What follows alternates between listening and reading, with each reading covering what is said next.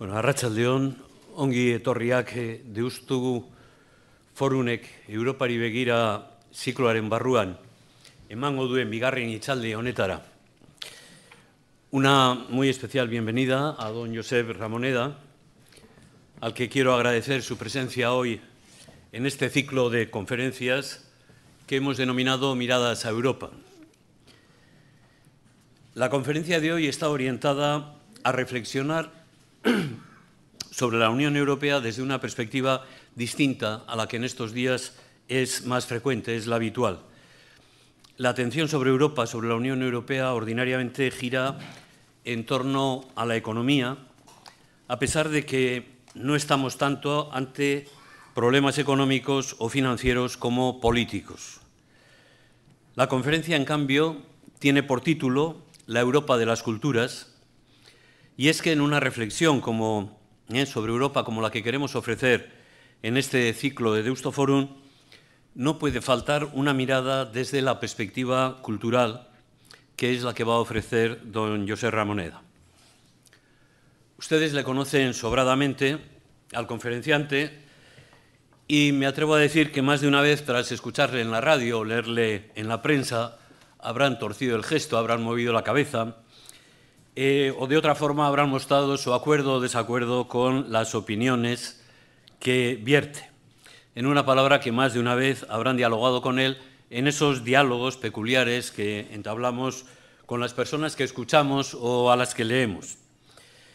Y casi seguro que también muchos de ustedes habrán hablado sobre él. A pesar de ello, creo que no está de más que recuerde algunos rasgos sobresalientes de su trayectoria, de su biografía. Josep Ramoneda es periodista, pero no es periodista a secas. Es también filósofo y creo que esto es importante subrayarlo, porque esta faceta se refleja en sus análisis, en su reflexión sobre la realidad social, política, cultural que acostumbra a realizar. Fue profesor de filosofía contemporánea en la Universidad Autónoma de Barcelona durante 15 años, de 1975 a 1990, y director del Instituto de Humanidades de 1986 al 89. Y a partir de esa fecha, o en otras palabras, desde su fundación hasta diciembre de 2011, fue director del Centro de Cultura Contemporánea de Barcelona, que obtuvo bajo su dirección un reconocimiento envidiable. Actualmente es presidente del Instituto de Investigación e Innovación de París y dirige la colección Textos Filosóficos de la editorial Ediciones 62 y la de Ensayo Político de Galaxia Gutenberg. Es, como saben, colaborador del País, de la cadena SER, también de la revista Ara, del diario Ara en catalán, mejor dicho, y asimismo es miembro de la Junta Directiva del Círculo de Economía de Barcelona. Son muchos los libros que ha publicado. Entre ellos se pueden destacar Apología del Presente, del 89, Después de la Pasión Política, del 99, Contra la Indiferencia, de 2010, La Izquierda Necesaria, reciente en 2012, y ha participado también en el libro colectivo Utopía Existencial, publicado en inglés en Nueva York en 2012. Este mismo año recibió el premio Ciudad de Barcelona de proyección internacional. Creo que ya no debo añadir nada más. Como han visto, el conferenciante de hoy, a la luz de los datos biográficos que acabo de exponer, es una auténtica autoridad en la materia sobre la que versa su conferencia, la Europa de las culturas. Tiene la palabra. Muchas gracias por la presentación, muchas gracias por la invitación a participar en este ciclo, ¿no? Hablar de Europa siempre es complicado, entre otras cosas porque es de aquellos temas en que no puedes tener la pretensión de que, bueno, quizás yo de esto lo he estudiado mucho y sé algo más que los demás, y no, de Europa todo el mundo sabe, o por lo menos todos creemos saber, todos tenemos nuestras opiniones y nuestras ideas formadas, ¿no? Antes hablábamos del libro este que ha sacado Ulrich Beck, La Europa alemana, ¿no? Y Ulrich Beck en este libro dice: la perspectiva económica es y nos hace social y políticamente ciegos. Probablemente este es uno de los problemas que tiene Europa en este momento, ¿no? Que tanto fijar la vista en la perspectiva económica se está olvidando de todo lo demás, empezando por los responsables políticos, ¿no? Por eso yo hoy decía en mi artículo en El País que estamos en el grado cero de la política, ¿no? Y precisamente por esta razón, a mí me gusta hablar de la crisis actual insistiendo en que por mucho que sea una crisis económica, no es solo una crisis económica y que es importante ver las otras dimensiones no económicas de la crisis. Y precisamente por esta razón me parecía interesante, puestos a hablar de Europa desde el punto de vista de la cultura, ¿no? La Europa de las culturas, el título que le di, porque, en fin, me parece que es un tema que a veces queda un poco en segundo plano y, en cambio, tengo la sensación que es capital, ¿no? Y no quería llegar a la pretensión de decir que la salvación de Europa le vendrá de la cultura, pero en cualquier caso sí que la cultura, digamos, tiene o debería tener mucho que decir.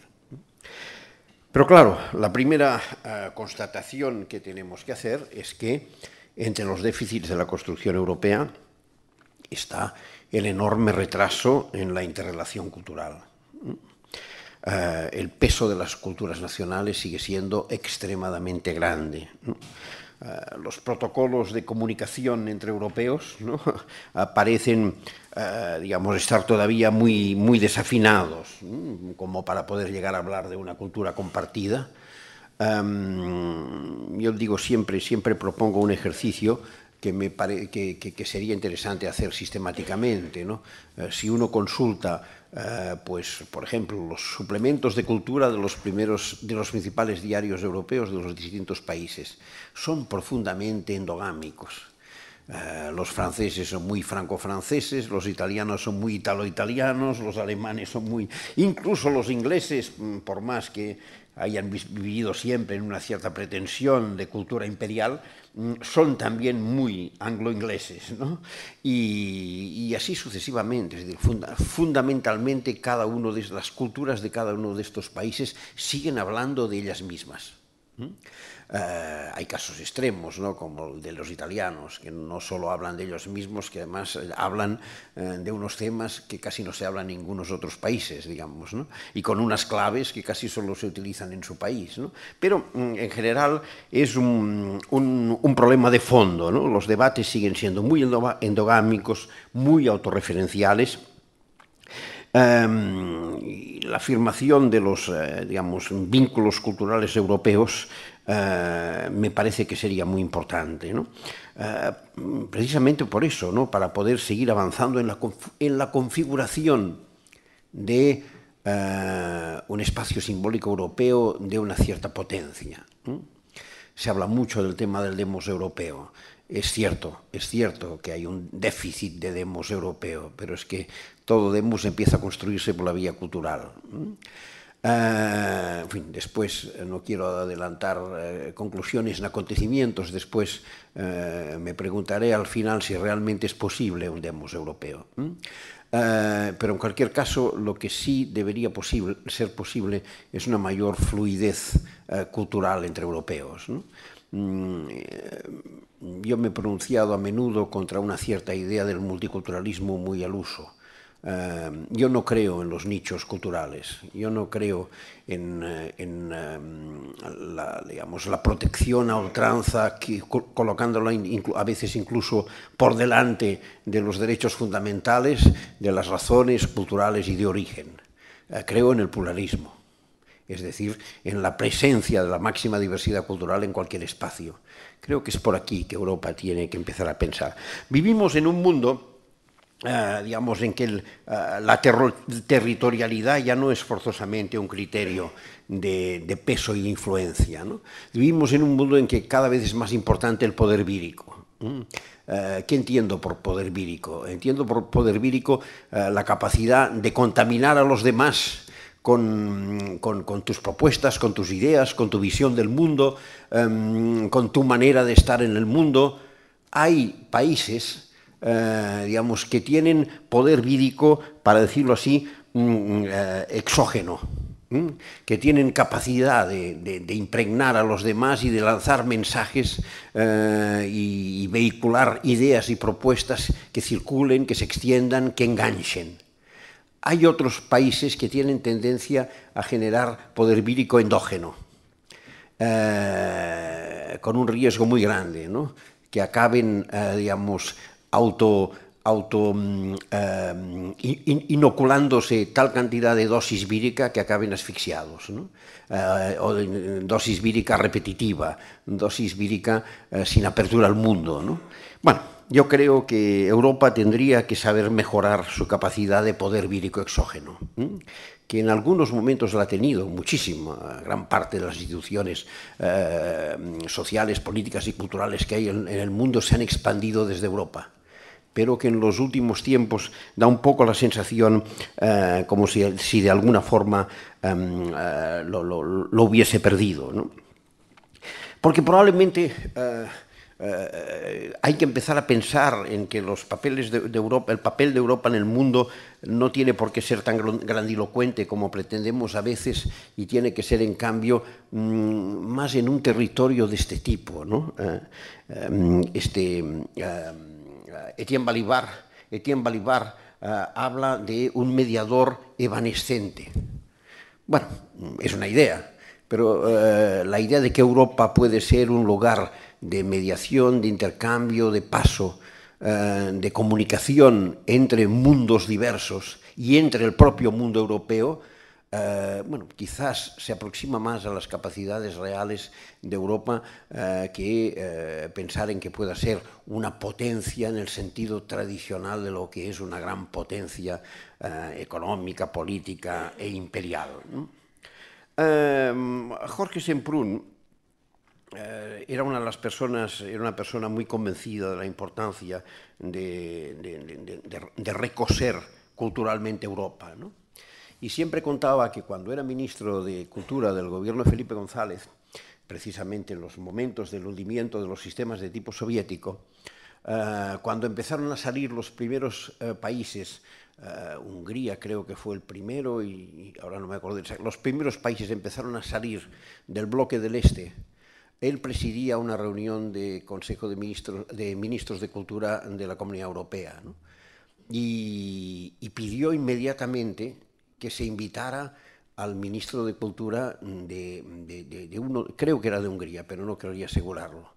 Y se produjo un gran, pero ¿cómo podemos invitar a un país que no es de la Unión Europea? Y Jorge les decía, pero es que hay que empezar por aquí, hay que empezar por aquí, hay que entrar en diálogo cultural con ellos inmediatamente. Es el diálogo cultural la vía, ¿no? Bueno, yo quería arrancar un poco mi reflexión a partir precisamente de la idea de Europa que aprendí o que le leí o que le escuché a Jorge Semprún. Para Jorge Semprún podríamos decir que en el principio está Husserl. Jorge Semprún, cuando hablaba de Europa, siempre se refería a una conferencia muy conocida de Husserl, que es la conferencia sobre la filosofía y la crisis de la humanidad europea, que Husserl pronunció en Viena en 1935, en pleno ascenso del nazismo, ¿no? Es una referencia recurrente de la idea de Europa que defiende Semprún, ¿no? ¿Qué es lo que Semprún encontraba en este texto? Una disyuntiva fundamental, ¿no? En un momento Husserl dice: o Europa pierde su sentido de lo racional, entra en declive y cae en el odio y la barbarie, cuyo ruido se oye con estridencia, cuyo ruido se oía con estridencia en aquellos momentos, o Europa recurre al heroísmo de la razón para superar definitivamente el naturalismo y renace. Esta es la idea de Husserl, ¿no? O Europa pierde el sentido racional, entra en declive y cae en el odio y la barbarie, o recurre al heroísmo de la razón para superar definitivamente el naturalismo y renace. Estamos en 1935. A Semprún le fascinaba el valor profético de estas palabras de Husserl, ¿no? Y al mismo tiempo les concedía un valor fundacional, ¿no? Husserl sostenía que las familias, las tribus y las naciones de Europa se encuentran en la unidad de una sola figura espiritual, ¿no? Por eso, decía Semprún, Europa habrá estado incompleta hasta que se reincorporaron Praga y Cracovia y todas las demás ciudades secuestradas del este. Bueno, la opción es entre el totalitarismo y la razón, para decirlo rápidamente, ¿no? También estamos en una coyuntura en que la crisis nos ha demostrado que la opción estaba entre el nihilismo y la razón, ¿no? El nihilismo que nos ha llevado al desastre, y que entiendo por nihilismo la idea esta de que todo está permitido, de que todo es posible, de que no hay límites, que funcionó en todos los ámbitos, desde la economía hasta los comportamientos morales durante la primera década, antes incluso, pero llegó al sumum durante la primera década de este siglo, o la razón, ¿no? Volvemos a estar, por tanto, en una disyuntiva parecida, ¿no? Lo cual no libera a la razón de todas las culpas, ni muchísimo ni menos, ¿no? Porque esta misma razón a la que apela Husserl está en el origen de las dos grandes utopías que asolaron física y espiritualmente Europa, ¿no? El nazismo y el comunismo. Ambas son construcciones de la Europa ilustrada, no lo olvidemos, todo tiene, la Europa ilustrada es nuestra referencia, pero en la Europa ilustrada también salieron monstruos. La apelación irracional a una superación definitiva de las contradicciones, por la vía de la pureza de la raza o de la destrucción de las clases opresoras, no quita que ambos edificios estuvieron construidos desde las claves de la razón moderna. Quizás el secreto está en la expresión naturalismo, ¿no? La revolución como destino natural de la historia y el mal como astucia de la razón. Pero volvemos a estar en lo mismo. ¿Qué es lo que se nos está diciendo en estos momentos? ¿Qué es lo que se nos está diciendo actualmente? No hay alternativa. No se puede hacer de otra manera. No hay ninguna otra posibilidad. Estoy haciendo, dicen los gobernantes, contra mi voluntad, pero es que no puedo hacer otra cosa. Esta idea de la expresión de los dolores de parto del nuevo mundo, de tránsito hacia la solución final, es el núcleo central del proceso de transformación de la razón emancipadora en razón opresora en aquellos años y en aquellos tiempos, ¿no? Y es en este proceso en que los crímenes se convierten, para decirlo al modo de Albert Camus, en crímenes de lógica. La fordización del asesinato, la producción masiva de muerte en cadena, hasta que el momento de paso, el exterminio, la dictadura del proletariado se convierte en momento de llegada y el sistema queda atrapado en su propia lógica destructiva.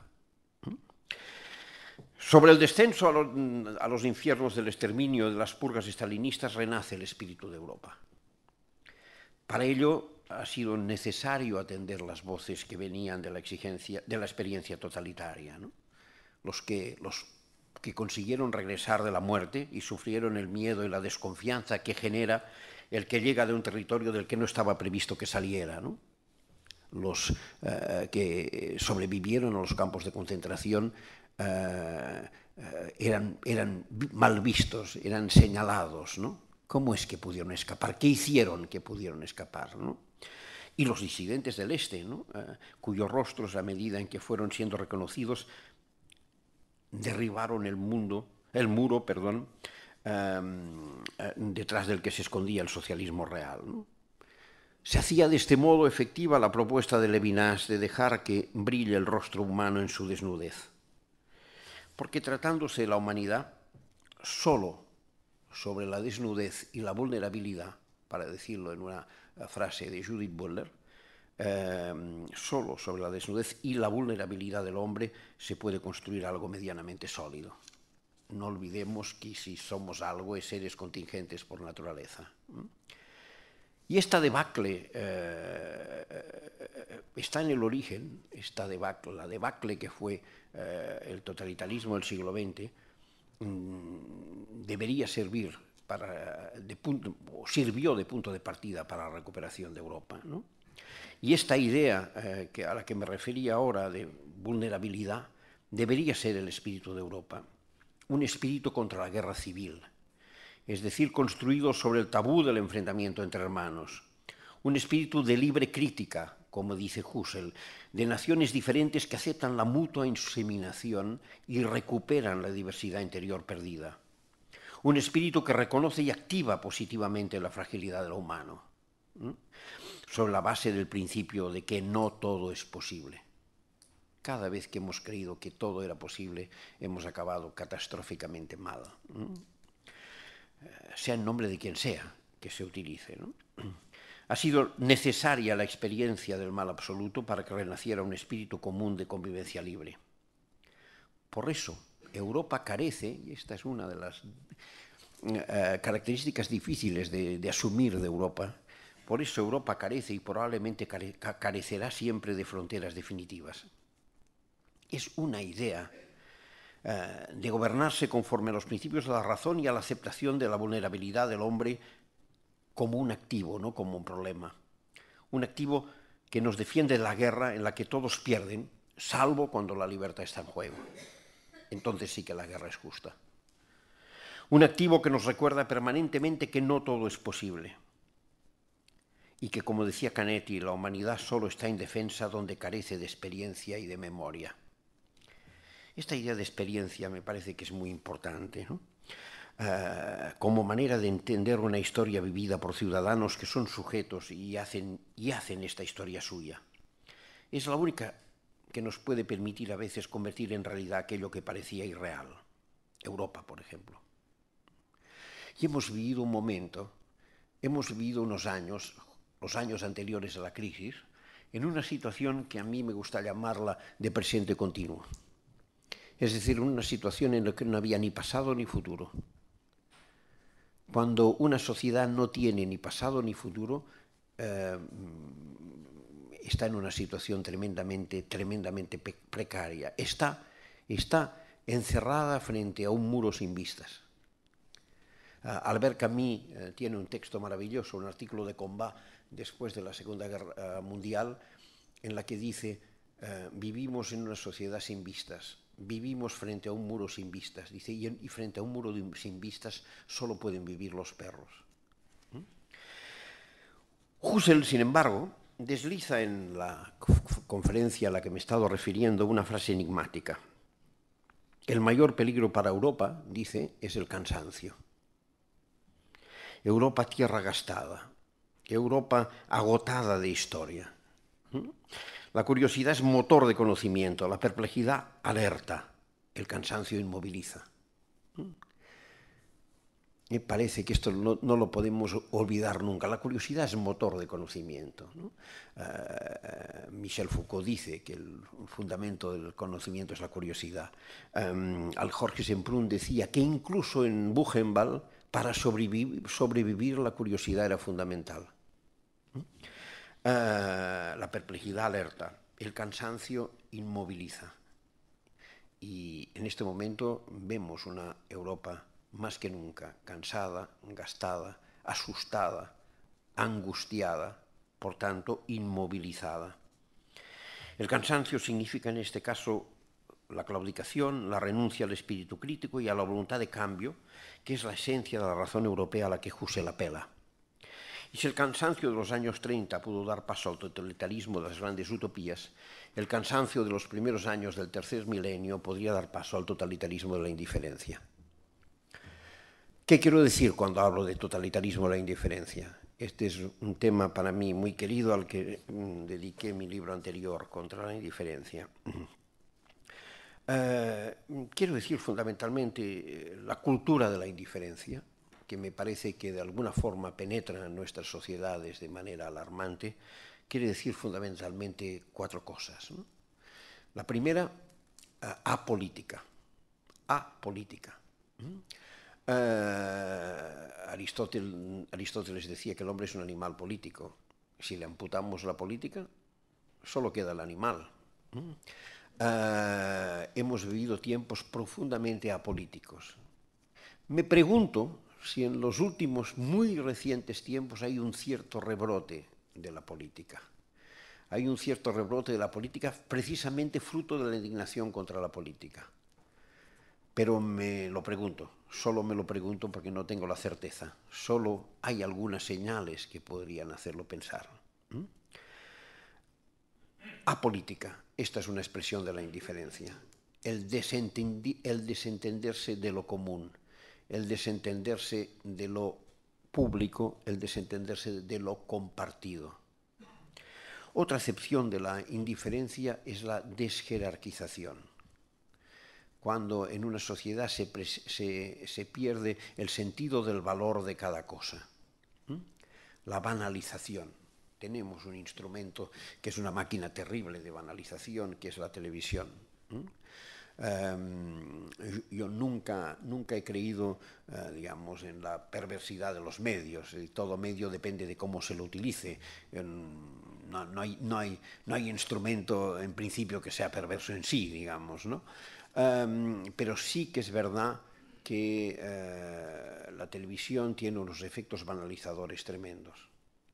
Es verdad que en defensa suya se puede decir que tiene ciertos efectos pacificadores, ¿no?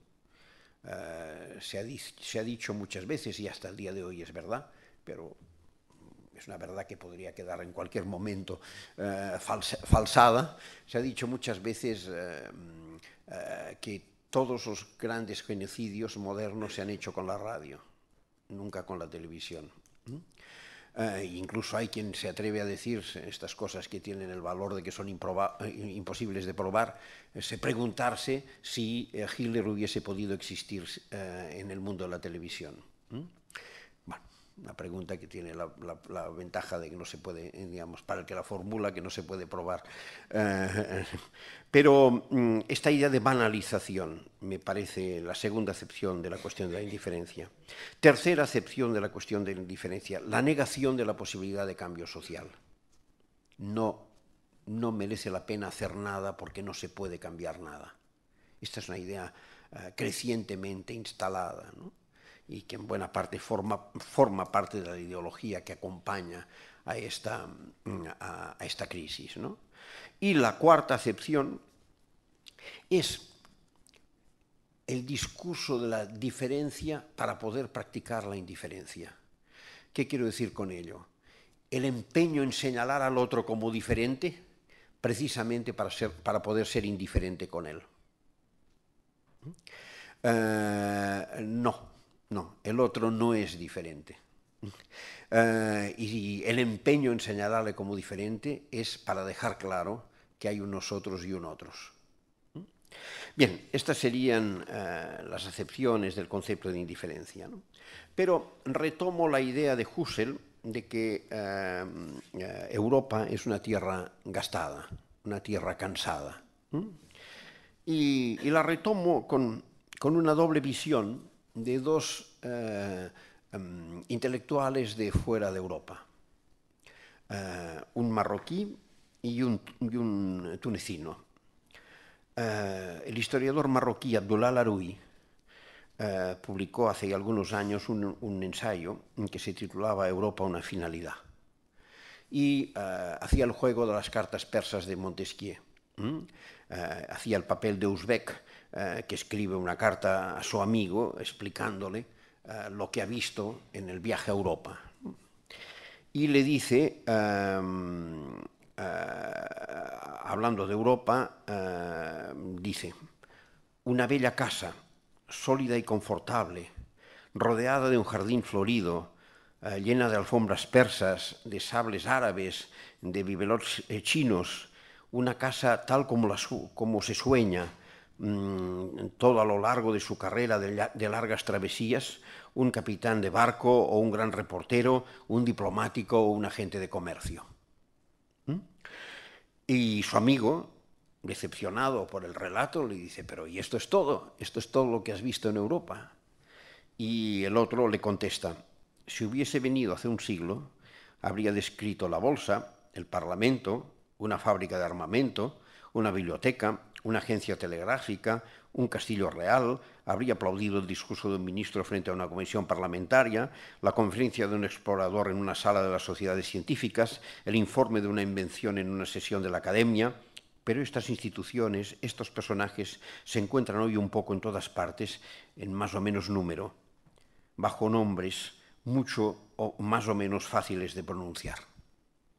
Es decir, Europa al final de la aventura, Europa cuando ya se lo ha quitado todo de encima y ya lo ha transmitido en otra dirección, ¿no? Pero si esta es la crítica dura de Larouille para una Europa, digamos, que en cierto modo se podría decir que ya ha dado de sí todo lo que podría dar de sí en el relato de Larouille, otro historiador del Magreb, un tuneciano, Hichem Jaid, presenta otra perspectiva de Europa. Europa, digamos, alejada de sí misma. Europa, dice, se encuentra dispersa fuera de su propio espacio. Todos los sueños europeos se han ido realizando fuera de ella, los mejores y los peores.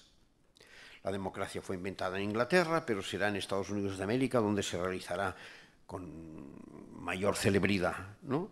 La semilla del totalitarismo se creó en el corazón de Europa y fue finalmente en Rusia, siempre próxima, además de Alemania, donde Rusia siempre próxima, pero también siempre lejana, donde tomó forma.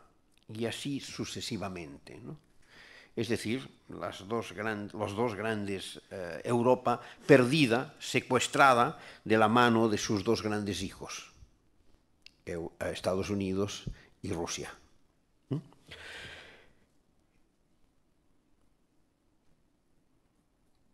Me parece que esta reflexión crítica, este rapto moderno de Europa, visto desde fuera, es un tema, digamos, para hacernos reflexionar, ¿no? Sí, Europa corre el riesgo de estar gastada, de haber caído en el paradigma de la indiferencia. Sí, pero ha desaparecido la política, pero el juego político continúa. Ha desaparecido la fantasía del progreso, pero el progreso continúa. Ha desaparecido cierto miedo, pero el miedo paraliza más que nunca. Yo creo que Europa está profundamente marcada por una experiencia que no hemos valorizado suficientemente todavía, que es la experiencia de la Guerra Fría. En la Guerra Fría, ¿qué pasó? Europa estaba bajo el paraguas nuclear. Unos lo sufrían más y los otros lo sufrían menos. Europa occidental lo sufría menos, Europa del Este lo sufría más. Pero las dos estaban en situación de irresponsabilidad. No había responsabilidad en los ciudadanos de ninguno de los dos lados. Todos dependían de otros que podían apretar el botón en el momento que quisieran. Y esto creó, a mi entender, una cultura de la irresponsabilidad de características diferentes, pero que finalmente se ha encontrado al producirse la unificación entre la Europa del Este y la Europa del Oeste, y que nos marca, creo, tengo la sensación, profundamente. Decía antes, Europa tiene una característica que es la indefinición, siempre sus confines serán imprecisos. Esto puede ser visto como un problema, pero yo creo que es al mismo tiempo una gran posibilidad, una gran capacidad, una gran oportunidad, ¿no? Aquello que dice, exagerando un poco, Marc Leonard. Marc Leonard tiene un libro en el que dice la lista de países que quieren entrar en Europa, algo tendrá Europa, por mucho que la critiquemos, por mucho que digamos, la lista de países que quieren entrar a Europa es una lista inacabable. Él exagera y llega a colocar 100 países, hasta Sudáfrica, pero en cambio, dice él, yo no conozco ningún país que quiera entrar en China, ni que conozco ningún país que pida la entrada de Estados Unidos, ¿no? Bueno, en cierto modo es verdad. Es verdad que hay cola para entrar en Europa. La ha habido, han entrado bastantes y sigue habiendo cola. Y es verdad que no se conocen gente interesada en entrar en China. Estados Unidos podría haber alguna tentación, digamos, ¿no? México alguna vez, alguna parte de la sociedad mexicana se lo ha pensado, pero también es verdad que igual el Estado de Nueva York, si pudiera, pediría el acceso, la entrada en Europa, ¿no? Es verdad, alguna cosa debe tener Europa, ¿no? Esta indefinición a mí no me parece un problema, sino todo lo contrario, ¿no? Otra virtud de Europa es la accesibilidad.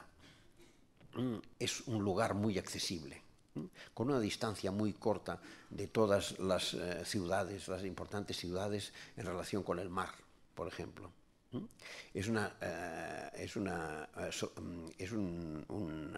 continente muy abierto y muy céntrico, o por lo menos ha sido céntrico durante gran parte de la historia. Ahora una de las cosas que se discute es si está perdiendo esta centralidad. Pero, y la tercera cuestión es la complejidad. Complejidad no ha perdido, ¿no? La complejidad es creciente. Tiene una complejidad estructural, ¿no? No sé si recordáis este libro de Manuel Todt, que es muy interesante, que se llama La invención de Europa, en el que Manuel Todt explica las 4 estructuras familiares que componen Europa, ¿no? La familia nuclear absoluta, la familia nuclear igualitaria, la familia troncal y la familia comunitaria, ¿no? Es curioso ver, por ejemplo, este modelo situado sobre la piel de la península ibérica, porque se entienden muchas de las cosas que pasan en la península ibérica, ¿no? Hay un modelo familiar que coincide en Cataluña y el País Vasco, hay un modelo familiar en Andalucía y otro modelo familiar en el resto de España, ¿no? Es curioso, ¿no? No hay que hacer más caso de la cuenta a los antropólogos, pero alguna cosa interesante tienen que decir. Hay una complejidad estructural enorme en Europa, pero también hay, a mi entender, una complejidad creciente, fruto de esta centralidad que tiene, ¿no? de esta facilidad de acceso y de esta capacidad de atracción que tiene, ¿no? A Europa llegan permanentemente agentes, para decirlo así, de todas partes y de todos los orígenes, ¿no? Pero a mí lo que me gustaría destacar, porque creo que son cuestiones que a lo largo, no voy ahora a extenderme en todo el proceso de creación de la Europa moderna, sobre las bases de la razón, de la laicidad, de una cierta idea del deseo y de la utilidad, de la separación entre Iglesia y Estado, etc. Pero sí que me gustaría subrayar lo que para mí son unas instituciones que, si se me permite, utilizaré la expresión instituciones morales básicas de la idea de Europa, que para mí son como componentes básicos para cualquier idea de construcción cultural europea. ¿Cuáles son las ideas morales básicas, digamos, que singularizan Europa? Yo diré, para mí son 8. La primera de ellas es la idea de intimidad. Kundera explicó el totalitarismo como la pérdida de la intimidad. Decía, es allí donde lo privado se hace público, allí donde las personas se acumulan las unas sobre otras sin derecho al espacio propio. La máxima expresión de esto es el campo de concentración, evidentemente. Pero a mí esta idea de intimidad me parece muy importante.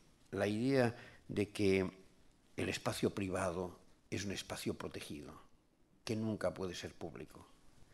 Y tenemos que ir extremadamente con cuidado con ello, porque estamos viviendo en un momento de manifiesta publicitación de lo privado y privatización de lo público.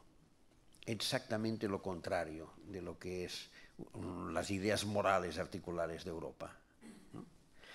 La segunda idea es la idea de mezcla, ¿no? Una consecuencia cultural de la igualdad de derechos, ¿no? Hacer de la ausencia de discriminación entre personas por lengua, por origen, por sexo, por raza, por posiciones sociales y culturales, no solo una norma, sino un principio moral, ¿no? La famosa expresión del sosracismo francés, ¿no? Touche pas mon pote. Esta idea de mezcla a partir de la diferencia, ¿no? La tercera idea es la discrepancia, ¿no? La diversidad de opiniones no es solo un derecho, es una cultura. Forma parte, es un integral de la cultura europea, ¿no? Se habla mucho de tolerancia. La tolerancia, no voy a negar la importancia histórica de la tolerancia y lo que significó en su momento de paso hacia la libertad, pero la tolerancia es siempre una concesión. La tolerancia es propia de una época preliberal. La tolerancia es el que te perdona la vida. Ya sé que estás equivocado, pero vaya, te dejo di lo que piensas para que quede a beneficio de inventario. No, la discrepancia se funda, otra idea clave de Europa, en el reconocimiento. ¿Y qué quiere decir el reconocimiento? El reconocimiento, que es la base de cualquier forma de diálogo posible. El reconocimiento es que yo te reconozco a ti el derecho a la palabra, te reconozco a ti como portador de palabra, pero además te otorgo a ti el derecho a reconocerme a mí. Porque si no, es perdonar la vida, no es reconocer realmente al otro, ¿no? Kant tiene esta distinción extraordinaria entre digamos, tomar la palabra en público o tomar la palabra en privado, ¿no? Los lugares en los que se toma, en que tomar la palabra se toma públicamente y los lugares en que no deja de ser tomar la palabra en privado, ¿no? Bueno, pues este me parece que es un elemento importante para poner cada cosa y cada cual en su sitio, ¿no? La libertad no es otra cosa, en definitiva, en el campo del pensamiento, que es que aceptar la posibilidad del otro, de que el otro tenga razón. Esta es la cuestión fundamental, ¿no? Evidentemente, la cuarta idea básica es el respeto a las minorías, ¿no? Las opciones minoritarias no pueden ser un simple número en la cuantificación del sufragio universal, ¿no? Requieren un reconocimiento, merecen un reconocimiento. La laicidad, evidentemente. El ámbito religioso es fundamentalmente el ámbito privado, ¿no? Separar la cosa pública de la creencia forma parte del patrimonio cultural europeo, ¿no? La universalidad, la voluntad de proyección universal, es una característica moral profunda de Europa, ¿no? Actúa como si tu acto tuviese que tener consecuencias universales, ¿no? Cuando esta voluntad ha decaído, los momentos en que esta voluntad de universalidad ha decaído, Europa ha decaído también.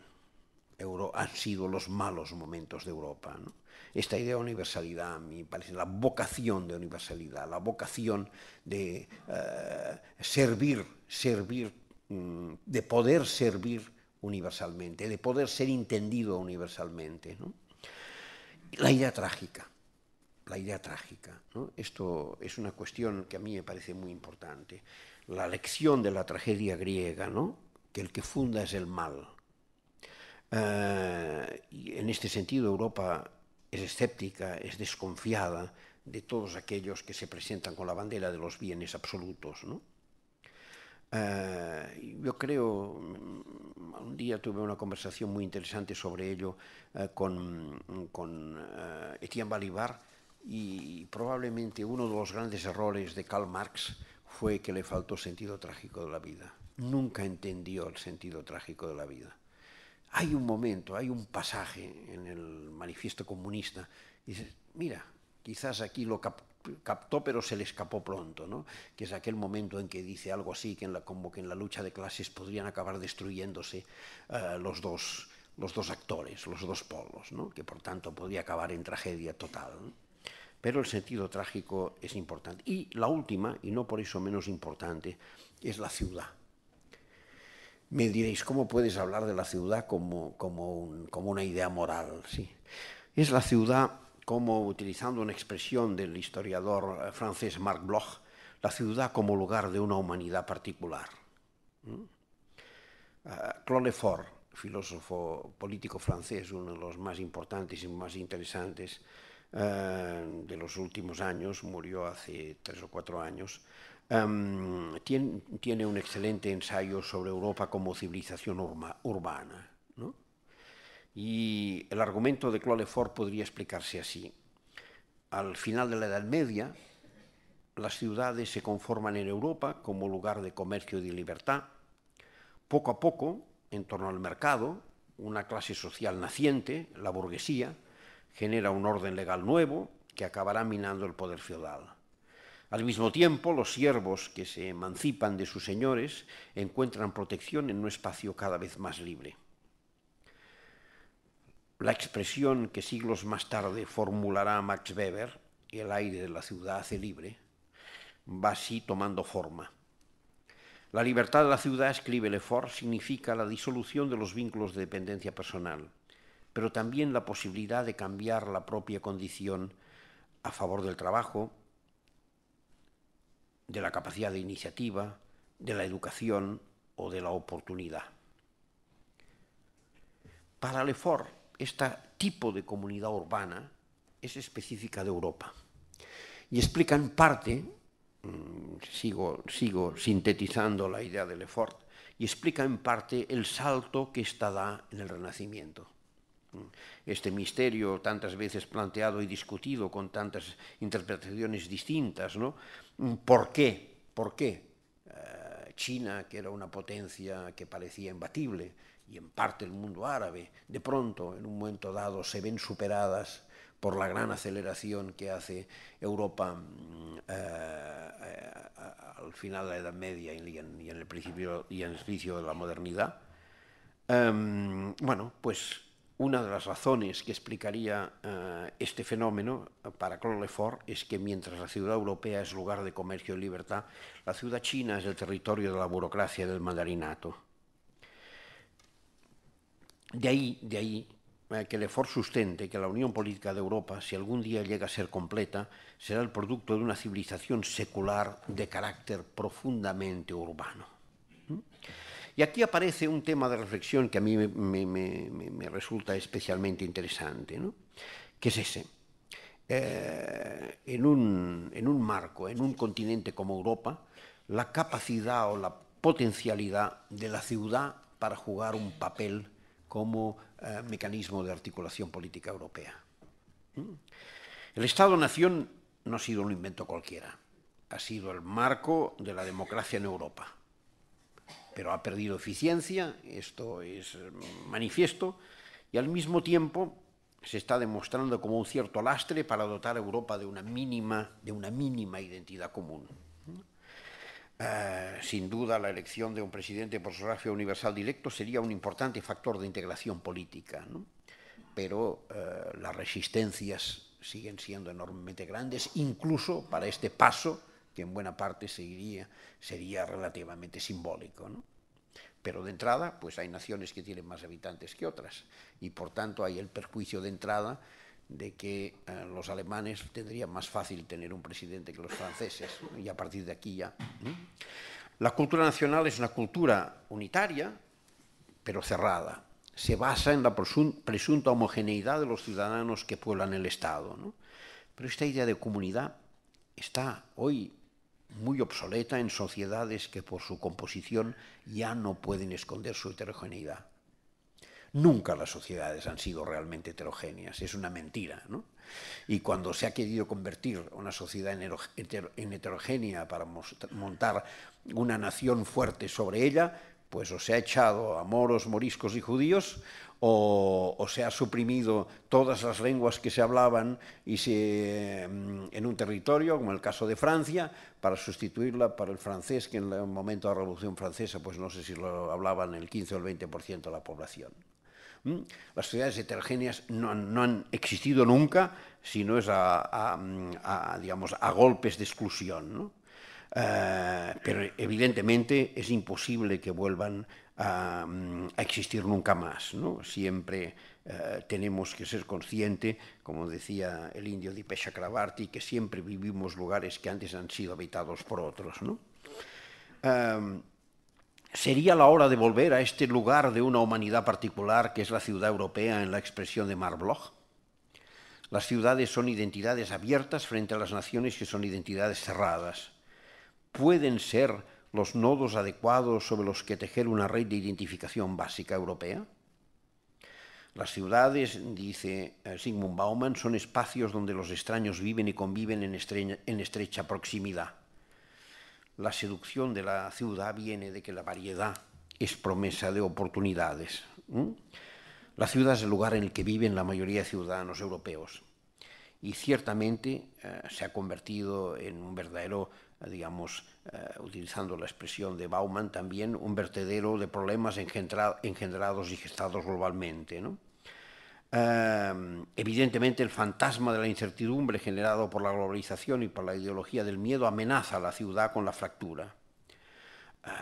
De hecho, hay ciudades en el mundo que ya están completamente fracturadas, ¿no?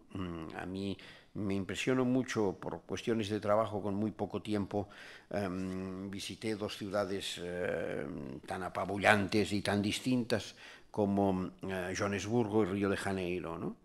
Y me impresionó mucho ver cómo Johannesburgo era una ciudad que, para mi entender, ya no tenía salvación. Y en cambio, en Río de Janeiro todavía todo es posible. ¿Qué quiero decir con esto? Johannesburgo es una ciudad completamente fracturada.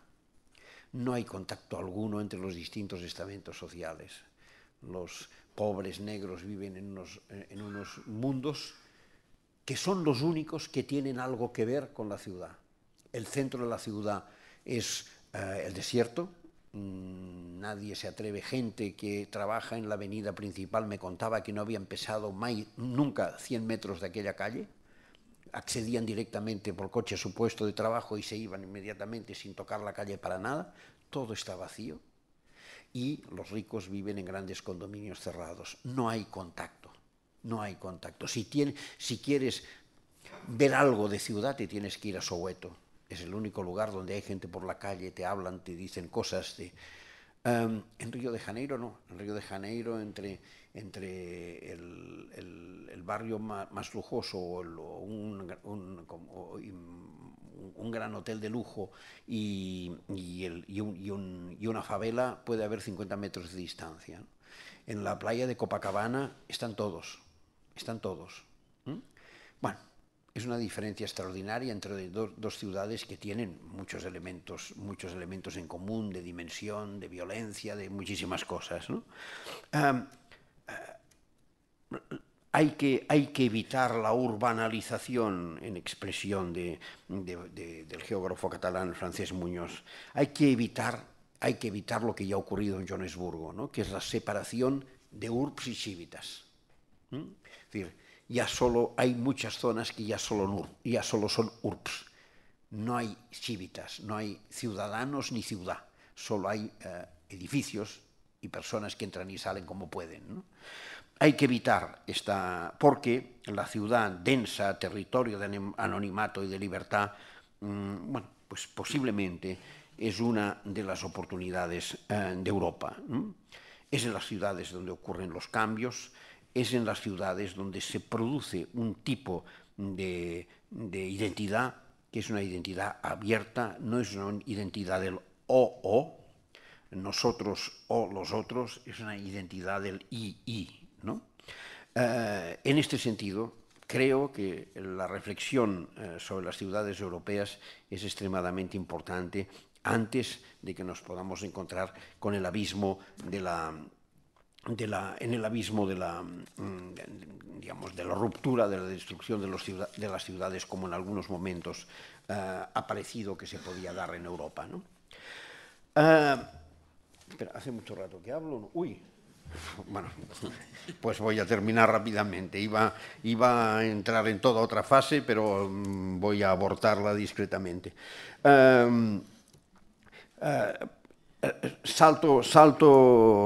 Quería hacer algunas consideraciones a partir de eso sobre lo que nos puede haber enseñado la crisis en relación con Europa y con la cultura europea, ¿no?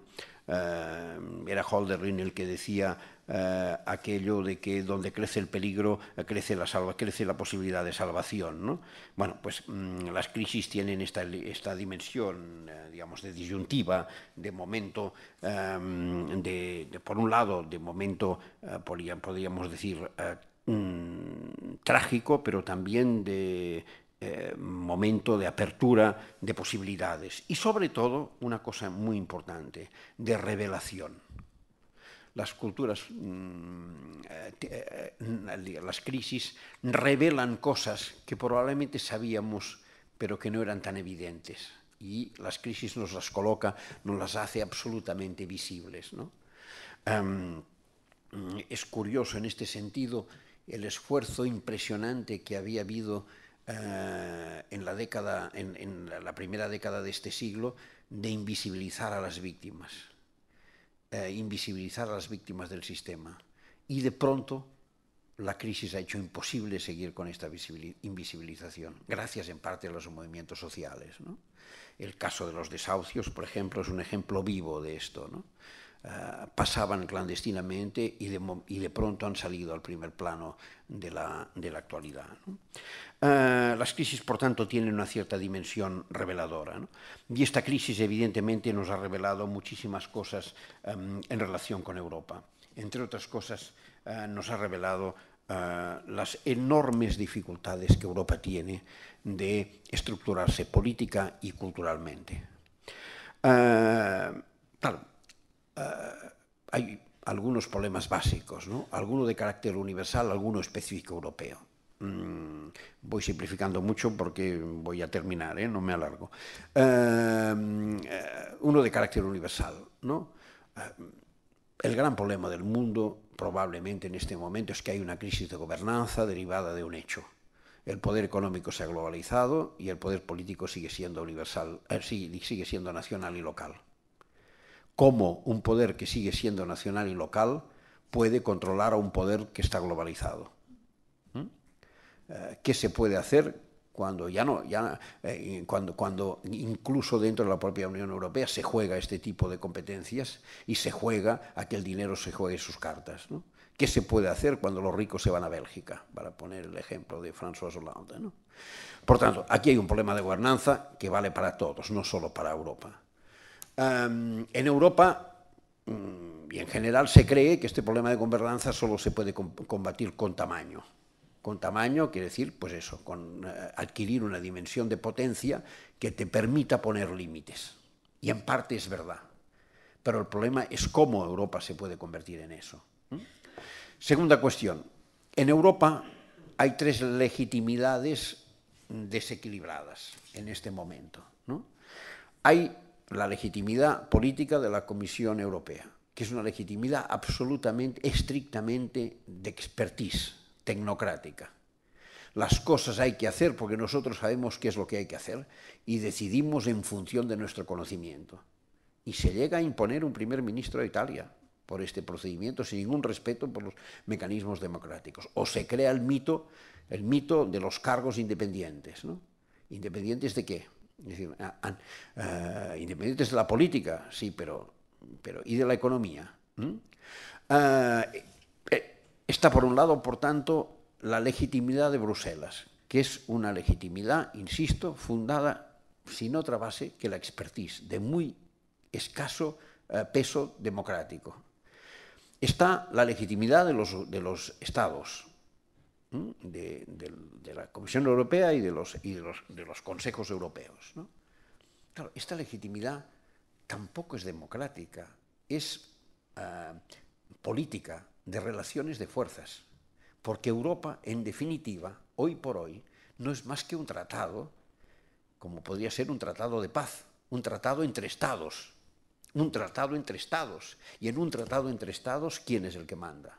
El más fuerte, no hay ninguna duda. Y después están los ciudadanos. Y los ciudadanos, los que deberían aportar la legitimidad democrática, están muy lejos. Están muy lejos y son cada vez menos atendidos y consultados en una deriva de nuestros sistemas democráticos hacia el autoritarismo postdemocrático, ¿no? Describo estas dos situaciones.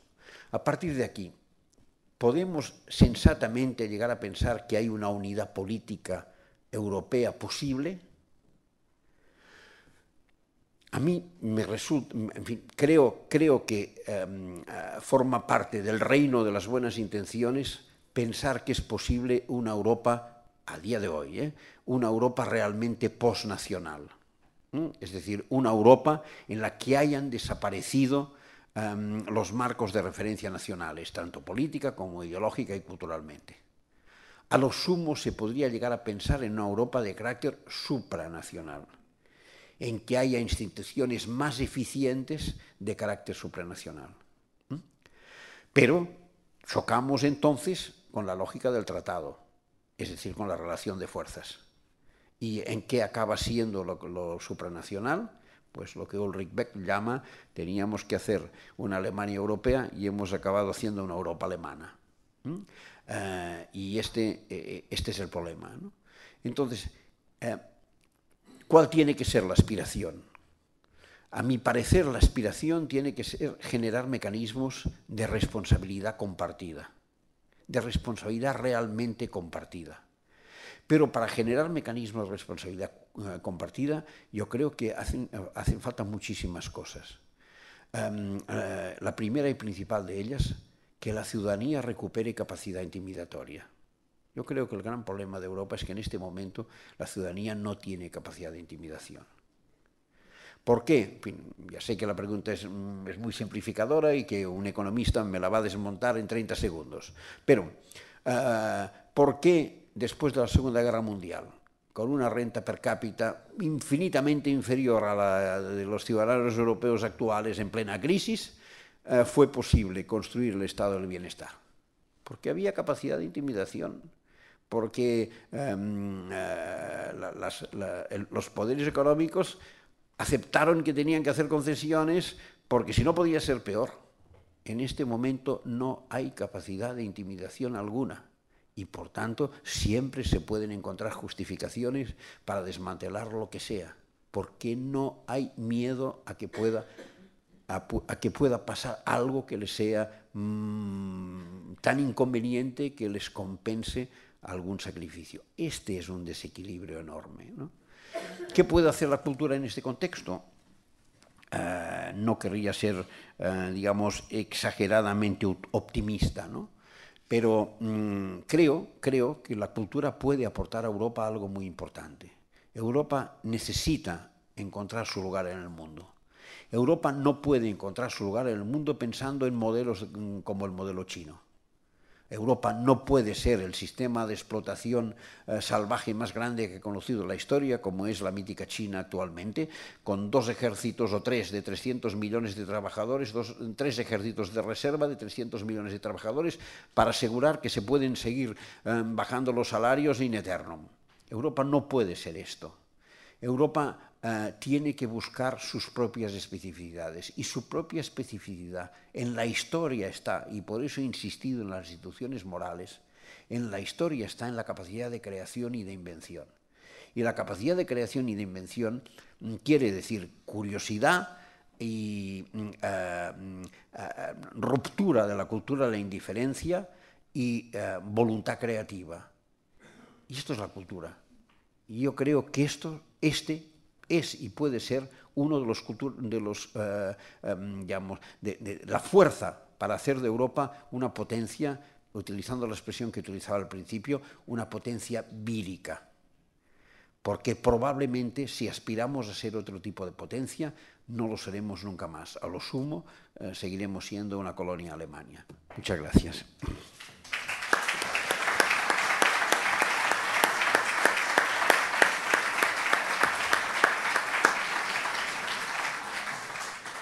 Perdón por el acelerón final en el que puede que alguna cosa haya quedado confusa porque he saltado muchas etapas deprisa, pero en fin, si hay algo que aclarar, intentaré aclararlo en las preguntas. Bueno, muchas gracias, José Ramoneda, por esta exposición. Creo que ha sido intensa. Creo que hay que repensar bastante de las cosas que nosotros tenemos que repensarlas, ¿no? Bastante de las cosas que has dicho a mí me ha parecido que es extraordinariamente interesante y sugerente. Como me pasa siempre, me he olvidado decirles que quienes quieran hacer preguntas tenían en el asiento, en las butacas, unas tarjetas para pasarlas. No tienen nada más que dárselas a quienes están a los lados recogiéndolas y las iremos formulando. Yo de primeras voy a pasar unas preguntas que han llegado por correo electrónico y que, hombre, se fundamentan un poco en esa dificultad que tiene Europa y que has indicado que es, o esa característica que es dificultad, pero puede ser ventaja, que es la complejidad, ¿no? Hacen referencia a la cultura, a la economía y al ámbito social. Y la primera dice, ¿es posible una verdadera Unión Europea con la diversidad cultural y lingüística existente en el continente? Esta hace referencia al ámbito de lo cultural, ¿no? Al ámbito político dice, ¿es sostenible una única divisa cuando las economías de los 27 miembros no están igual de especializadas y ya no se puede recurrir a devaluar la divisa nacional para competir? Y en tercer lugar, las tienes aquí, si quieres. En tercer lugar, si Europa no se hace cargo de un sistema de bienestar social, educación, pensiones, salud, supranacional para todos los ciudadanos europeos, porque estos corren a cargo de los países nacionales, ¿por qué los ciudadanos europeos nos hemos de hacer cargo de decisiones supranacionales desde Bruselas que afectan y constriñen políticas nacionales en educación, pensiones y salud? Muy bien. Bueno, rápidamente, espera, la primera era... La diversidad cultural y lingüística. Es un poco de lo que he estado hablando hasta ahora, ¿no?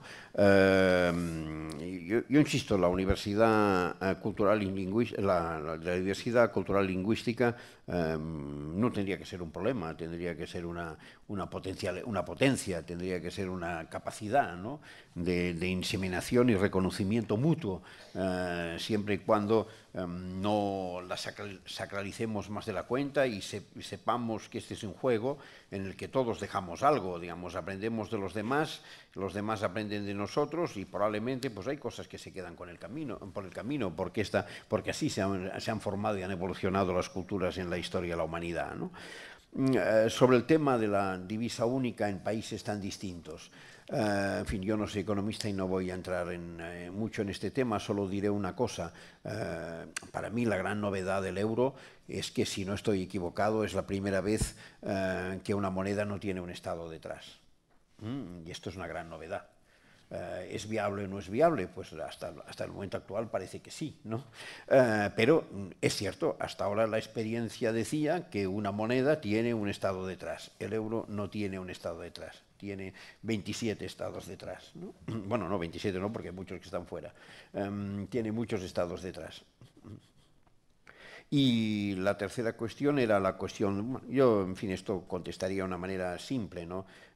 Me parece claro que el estado del bienestar o será a escala europea o no será, digamos, espacio, digamos, para paraísos aislados dentro de la Unión Europea. Me parece que cada vez quedan pocos, ¿no? Bueno, Euskadi parece que es uno de ellos, pero no.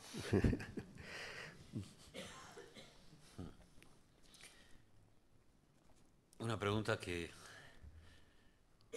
es un poco, ¿quién domina la economía global? Uf. Es de las preguntas que nos hacemos, ¿no? No, bueno, y a mí, en fin, por suerte o por desgracia, supongo que todos nos gustaría, como en el relato de Borges, ¿no? Todos nos gustaría saber que que dentro del laberinto está el Minotauro, ¿no? Porque siempre piensas que es mejor que esté alguien, aunque sea muy malo, que no esté nadie, porque si es alguien, pues no sé, incluso puedes, si es necesario, matarlo, pero si no hay nadie, no puedes ni matarlo, digamos, ¿no? Bueno, pues esto es un poco lo que pasa, ¿no? Por suerte o por desgracia, no hay un Minotauro, hay una suma lo cual no quiere decir que no haya personas con un poder muy importante y con capacidad de condicionar muchas cosas, ¿no? Pero los que sueñen con una especie de comité central que lo decide y lo marca todo, pues, en fin, no deja de ser una fantasía, ¿no? Es la suma de muchas cosas las que genera un sistema de este tipo, ¿no? Y, insisto, y probablemente nos tranquilizaría más poderle poner un nombre, ¿no? Europa no es por la prevalencia de sus pequeñas culturas nacionales, o Europa no es porque es un solar viejo. ¿Cómo Europa no es por la...? ¿No? Por la prevalencia de sus pequeñas culturas nacionales, o Europa no es decir, no es una realidad porque es un solar viejo. Hemos fracasado como intento sin haber nacido siquiera. No, yo no, en fin, lejos de mí la idea de que la experiencia europea sea un fracaso, digamos. Durante 400 años los europeos se estuvieron matando como de mala manera. Llevamos pues 60 años tratándonos de una manera muy civilizada. Y tenemos problemas de sociedades que avanzan en la cooperación, no en la destrucción sistemática, ¿no? Pues, en fin, lejos de mí considerar que Europa es un fracaso. Lo que pasa es que, en fin, nos gustaría que funcionara mejor, pero pensémoslo un poco bien, es decir, pensemos lo que significa. Ni que fueran solo Francia y Alemania, es decir, que Francia y Alemania se pusieran a trabajar juntos después de la Segunda Guerra Mundial, con las experiencias acumuladas anteriormente, y que desde entonces, y si vamos añadiendo los demás, cada vez es más, bueno, desde entonces, con problemas, con dificultades, con conflictos, con enormes malestares, con situaciones tremendamente complicadas e injustas como la actual, etcétera, etcétera, pero poco mucho se vaya avanzando, pues sería digamos, iluso considerarlo un fracaso. Todo lo contrario. Lo que pasa es que nos gustaría que funcionara mejor, y nos gustaría verle una perspectiva, y nos gustaría verle más futuro, y bueno, y muchas cosas más, ¿no? Pero lejos de mí considerarlo un fracaso, ¿eh? ¿Pueden convertirse los movimientos como el 15M en grupos intimidatorios que generen esa potencia vírica que usted reclama? ¿Tiene futuro ese tipo de movimientos? Es decir, yo creo que son puntos de partida necesarios. Es decir, esta es una discusión que una vez tuve con Javier Solana, ¿no? Javier Solana me decía, sí, la indignación está muy bien, pero no sirve para nada. Es completamente falso. Es decir, la indignación es el punto de partida.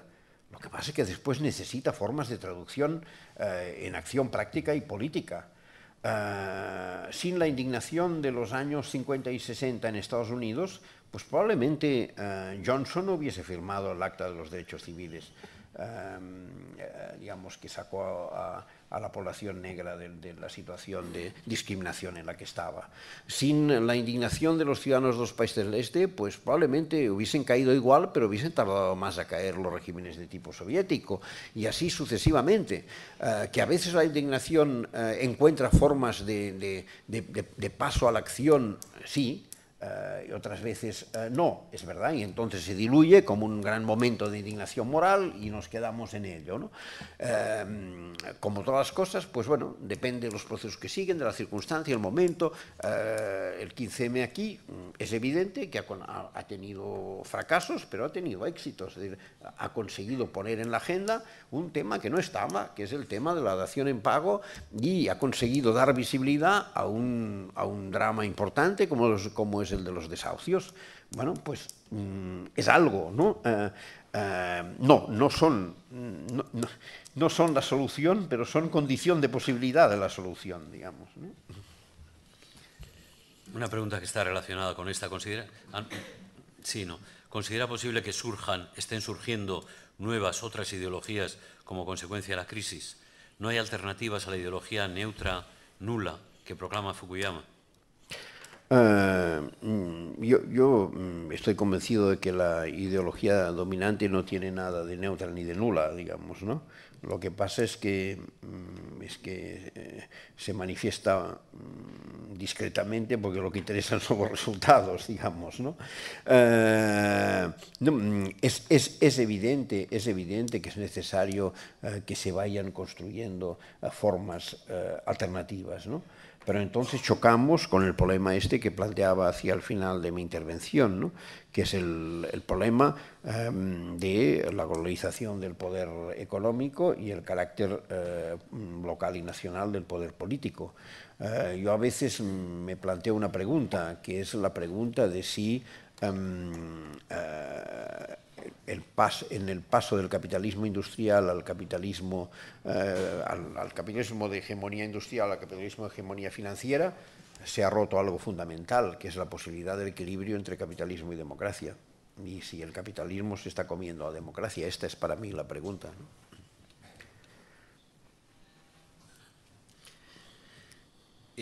¿No cree también que hay una crisis intelectual, una falta de intelectualidad y de reflexión en el fondo de la evidente crisis de valores?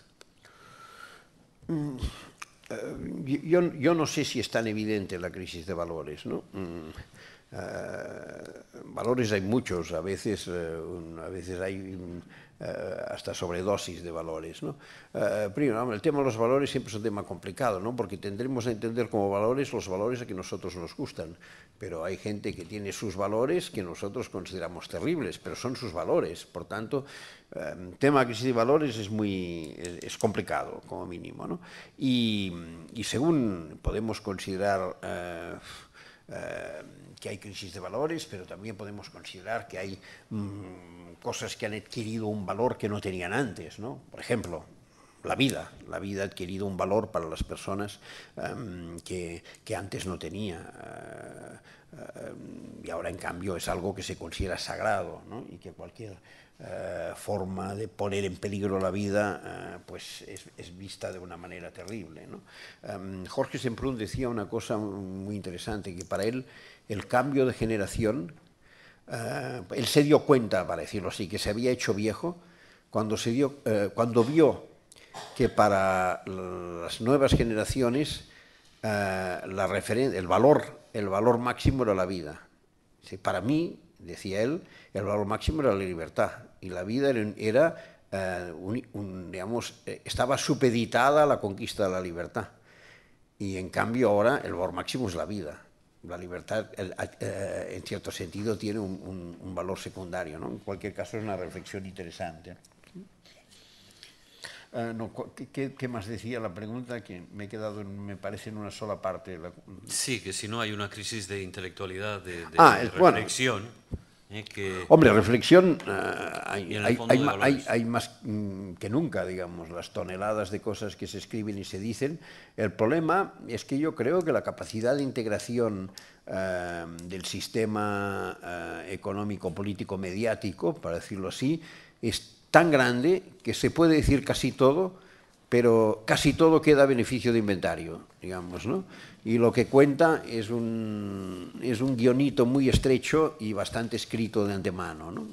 Creo que este es un poco el problema, ¿no?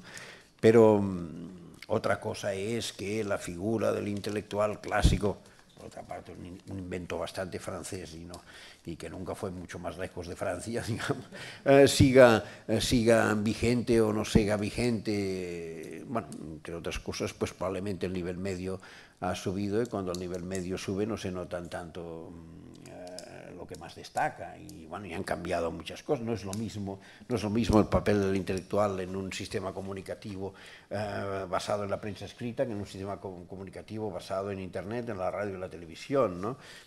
Yo siempre digo que los intelectuales, el mito del intelectual francés empezó a caer cuando empezaron a encontrarse en platós de televisión con personas normales de la calle, y resultaba que a veces estas decían cosas más ocurrentes que ellos, ¿no? Bien, otra pregunta. Nos dirigimos hacia una constelación de ciudades-estado. Si es así, ¿cómo las afectará el movimiento migratorio imparable? Primero, yo el movimiento migratorio no estoy convencido de que sea tan imparable, entre otras cosas, porque yo estoy convencido de que el movimiento migratorio es fruto del poder de atracción de una situación económica determinada, y mientras una zona tiene capacidad de generar puestos de trabajo, hay movimiento migratorio, y cuando pierde esta capacidad, el movimiento migratorio se para, como de hecho ya está ocurriendo en España concretamente y en Europa, ¿no? Segundo, es verdad que sobre las ciudades caen lo que decía antes, ¿no?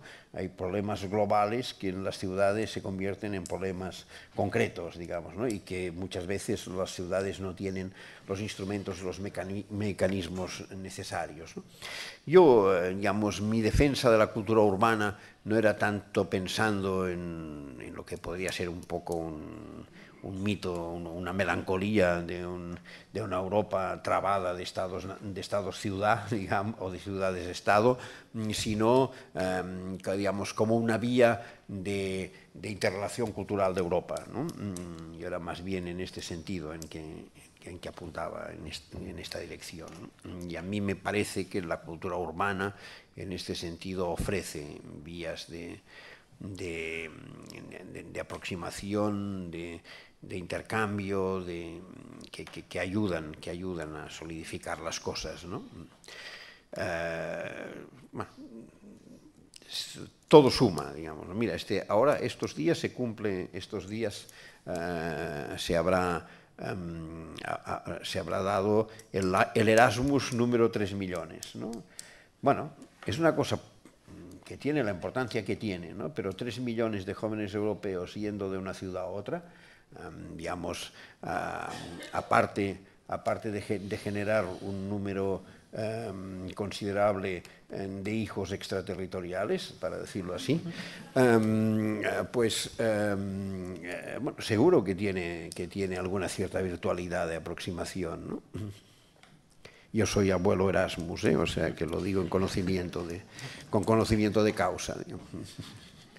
Bueno, quedan dos preguntas. Una que le pregunta a usted por la acción política concreta, ¿no? Unas elecciones que se evidencian erradas o traicionadas solo tienen la perspectiva de la resignación y hasta nueva consulta. Unas elecciones que se evidencian erradas o traicionadas. ¿Cómo erradas? Solo tienen la perspectiva de la resignación. ¿Cómo pueden ser unas elecciones erradas, digamos? Supongo que es una pregunta por las debo entender que es una pregunta por las elecciones catalanas. O por en general todas las traicionadas, ¿no? Dice la única solución es resignarse hasta la nueva consulta. Y la otra pregunta, que ciertamente guarda relación con la cultura, pero no con la que estábamos tratando en este marco, es: ¿cree culturalmente aceptable la reforma educativa del ministro Wert? No, es muy sencillo, ¿no? En fin, Wert en general es un personaje. Yo he coincidido durante varios años en la tertulia de la SER y nada de lo que hace me sorprende, digamos, porque es incapaz de pasar por un lugar pasando desapercibido, ¿no?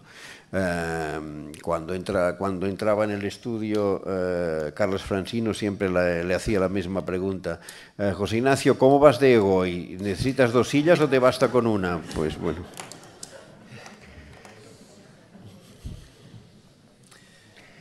Bueno, pues vamos a dar fin ya al acto de hoy. Yo creo que ha sido una reflexión sobre la cultura europea, pero que está estrechísimamente enraizada en la política. La política no existe sin raíces profundas en la cultura, y la cultura tiene una vertiente política. Yo creo que sí se ha manifestado hoy. Y realmente, tanto la conferencia del día pasado de Josep Borrell, que ponía no pocas dudas sobre la realidad de Europa, hoy también se han suscitado dudas importantes, ¿no? Y probablemente es nuestro futuro, pero va a ser un futuro costoso, parece, ¿no? Sin duda. Pues muy bien, muchas gracias. Muchas gracias. Y muchas gracias a ustedes.